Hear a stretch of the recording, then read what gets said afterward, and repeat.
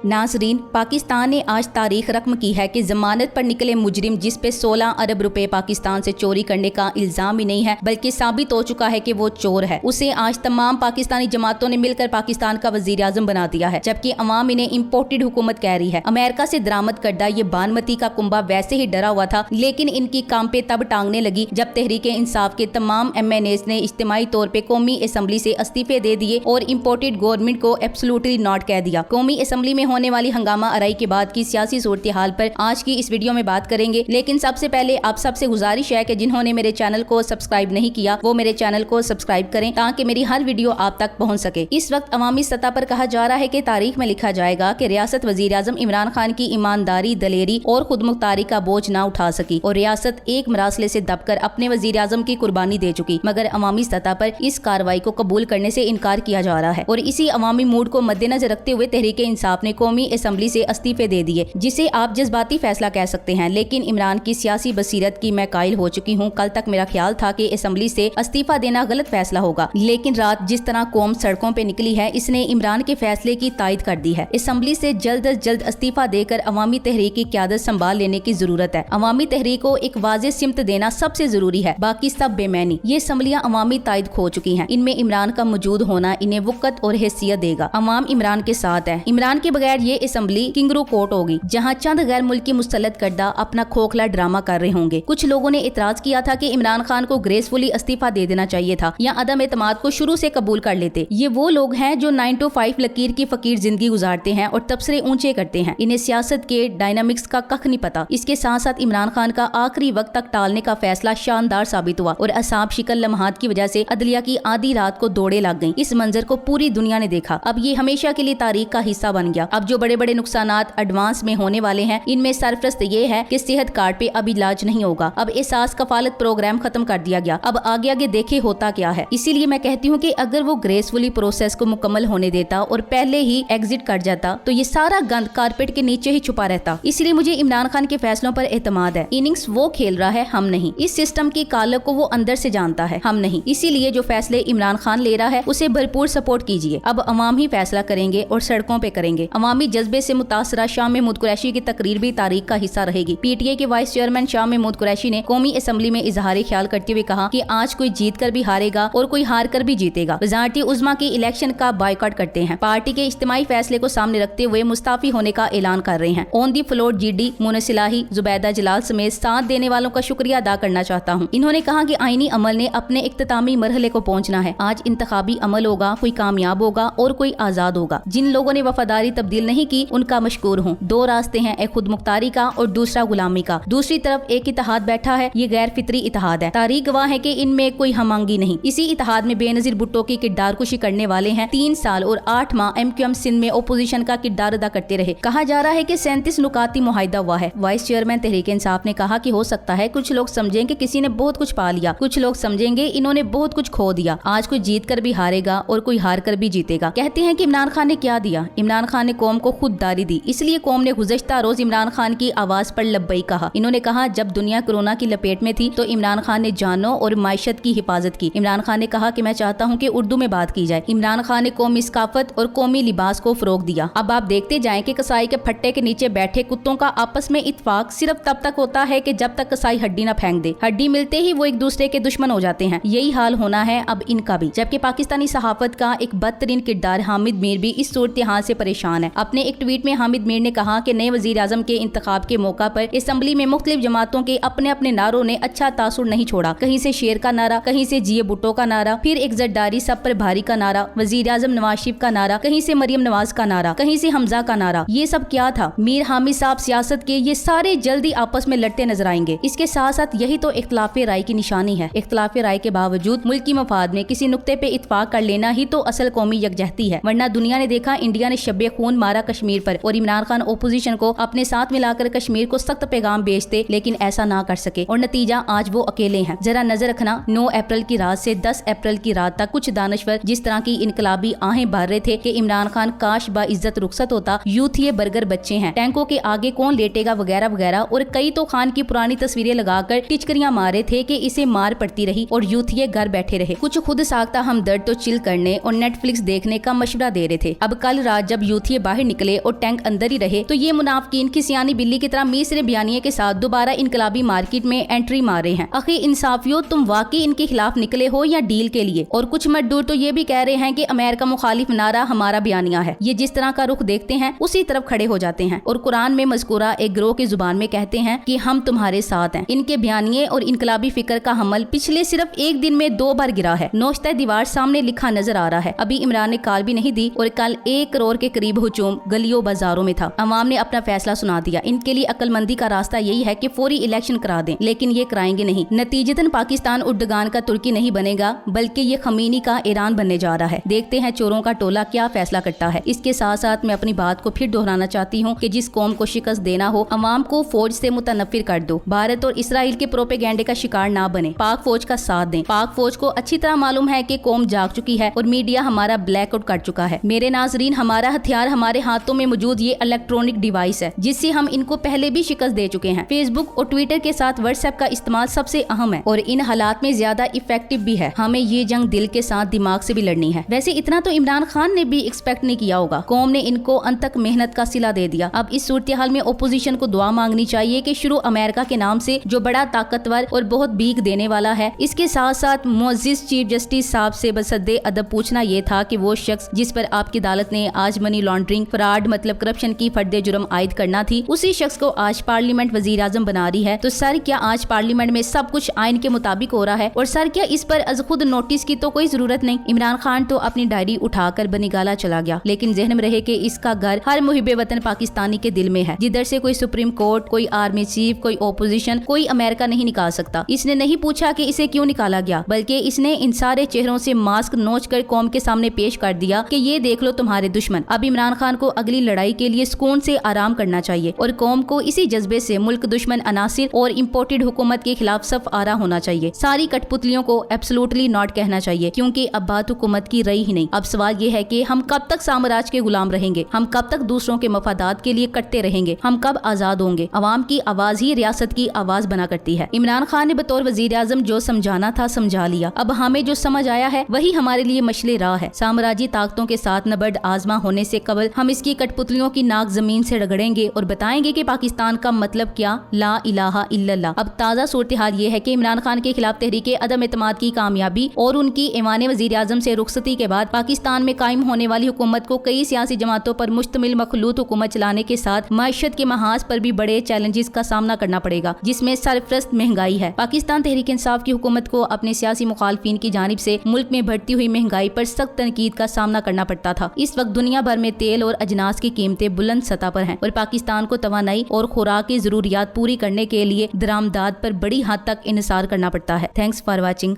अल्लाह हाफिज।